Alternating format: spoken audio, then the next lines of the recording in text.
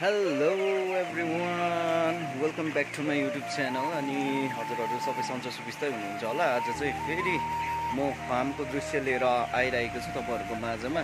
आज चाहिँ देख्नुहुँदै होला यहाँ पछाडि यसरी ठुलै खुल्लै खोलिदिएको छु। आज दिनभरि लाग्यो मलाई यो बनाउनु, किनकि आज चारो पनि अलिकति लिएर आएको थिएँ माथि बजारबाट। किनकि आज चाहिँ एकदमै चारो ल्याउनु गाह्रो पऱ्यो बजारमा, किनकि गाडीहरू राख्नु दिएको थिएन नि त। अनि फेरि त्यस्तै त्यहाँबाट नाम्लेलाई निकै टाढोसम्म नाम्लेलाई बोकाएर लिएर त्यहाँदेखि गाडीमा हालेर अनि लिएर आएर फेरि यहाँ दिनभरि काम भयो मेरो। र आज दिनभरि काम हुँदाखेरि चाहिँ यो डल्लै सुलीहरू सोरेर चाहिँ यहाँनिर बोरामा यसरी राखेको छु। र अब यो सुलीहरू पनि म चाहिँ बारीमा मल यानि कि अब घाँसहरू मजाले आउँछ यो सुलीले। अन्त साथै जुन चाहिँ यो बिरुवाहरूमा हुन्छ त्यसमा अझ राम्रो आउने गर्दछ। र त्यसरी नै यहाँनिर अब सोरिसकेपछि त यसरी हो भुस लगाइदिएको छु। यो भुस चाहिँ सबै के को हुन्छ भन्दाखेरि तपाईँहरूलाई म अलिकति देखाउँदै भन्न चाहन्छु। यो भुस चाहिँ तपाईँको धानको हुन्छ, हेर्नुहोस् हो, यो चाहिँ धानको भुस हुन्छ हो यसरी। अन्त आज अलिकति यता तल्लोपट्टि पनि लाइटहरू हल्का फिटिङ गरिदिएको छु हो, किनकि अब कुखुरालाई बेलुका त छ्याङ्गै उज्यालो चाहिन्छ हो, रात पनि त पर्नु लागेको छ है। अनि यो पाराको सेटअप भएको छ आजसम्मको चाहिँ त्यसरी।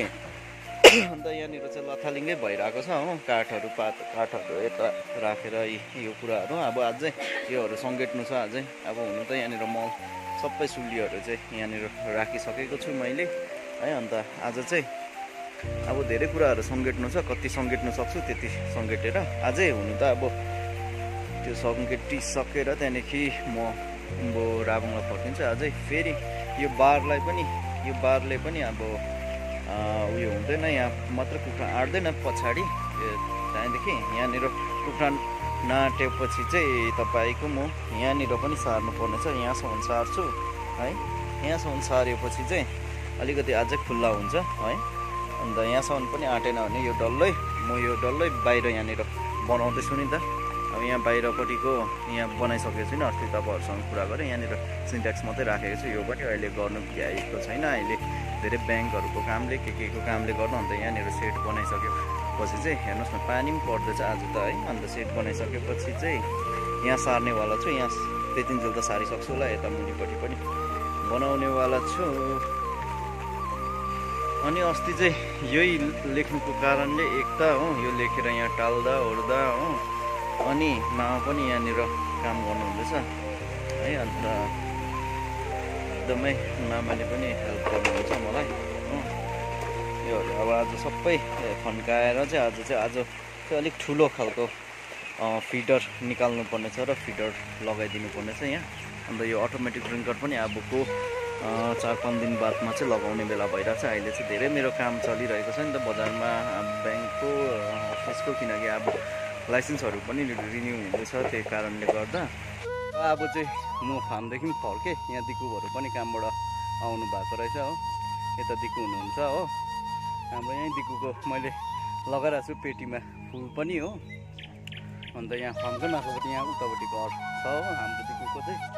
अन्त उहाँहरू भर्खरै काम सकेर कामबाट फर्किनु हुँदै रहेछ। अब बस्तीमा के गर्नु, काम गर्नै पर्यो हो, यस्तै छ बस्तीको दुःख सुखको जिन्दगी हो।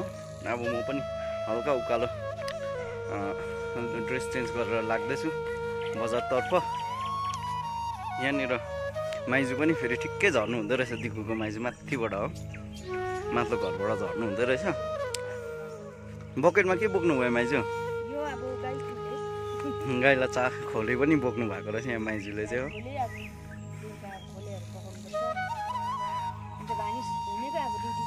अब चाहिँ सक्यो, धेरै दुःख पाइयो आज त माइजू अब हिँडेको। हजुर हजुर यता त्यही त हजुर हजुर यता माथि बाँगा पनि फर्किनु हुँदैछ घरतर्फ। हुन्छ माइजू फर्किनु हुँदैछ र म पनि माथि बाँगाको घरसम्म चाहिँ सँगै जाने भएँ है। अन्त त्यहाँदेखि यहाँनिर चाहिँ हाम्रो बाँगा छिनाहरूको घर पनि छ नि त। अब यहाँनिर अलिकति यो अघि चिया लगेको जग पनि पुऱ्याउँदै जाँदैछु। यहाँनिर पदेना पनि रहेछ हो आन्टीकोमा, पदेना लगेर जानु पर्यो आज पदेनाको अचार खानुको लागि। हेर्नुहोस् यस्तो दामी हुन्छ कि यसको अचार चाहिँ। तपाईँहरूले पनि कुनै दिन बस्तीतिर झर्नुभयो भने बजारकोहरू हुनुहुन्छ भने चाहिँ टेस्ट गर्नुहोस् है। अन्त आज चाहिँ म लगेर जानेवाला छु। यसरी आन्टीले भन्नुहुँदैछ पल्लै छेउसम्म छ अरे, यहाँनिर चाहिँ हो पनि रहेछ। हेर्नुहोस् न कस्तो मजाको छ होइन। यहाँ हेर्नुहोस् न फुल पनि मजाको रहेछ यहाँ पनि हो, तल्लोपट्टि यस्तो पनि मजाको हुँदो रहेछ। यो फुलको नाम पनि अप्रिल फुल रहेछ है। अन्त यहाँ चाहिँ रोजको उयो रहेछ, प्लान्ट रहेछ र यो चाहिँ फुलेको छैन रहेछ। भर्खर कोपिला लाग्दो रहेछ यी फुल्नुलाई, स्टार्ट मात्रै हुनु आँटेको रहेछ। हेर्नुहुँदै होला तपाईँहरूले। र अब चाहिँ यहाँ उतापट्टि चाहिँ भर्खर सानो यहाँनिर चाहिँ बोट रहेछ। यो पनि जेम्बिरको बोट हो, यो एकदमै मिठो हुन्छ। जेम्बिरको फल तपाईँहरूलाई कुनै दिन म देखाउन चाहन्छु, किनकि हाम्रो गाउँमा पनि अरू ठाउँ पनि छ हो।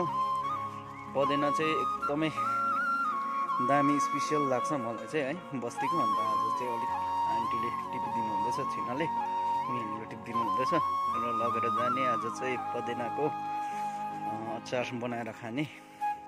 र तपाईँहरूलाई म नेक्स्ट ब्लगमा चाहिँ यो पाइल्सको दबाई पनि देखाउँछु, किनकि म आफै स्वयं खुदले मैले पनि त्यसलाई पाइल्सको दबाई मैले खाएको थिएँ र एकदमै चाँडोभन्दा चाँडै जाती भयो। त्यसले चाहिँ मलाई अहिले चाहिँ एकदम ठिक भइरहेको छु र एकदम राम्रो हुँदो रहेछ।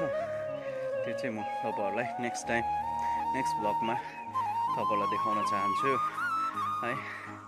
र आजलाई यतिमै। मेरो ब्लग छोटो भए पनि इन्जोय गर्नुहुन्छ होला है हेरेर भन्दै।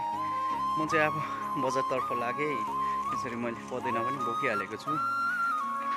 हस् त बाई।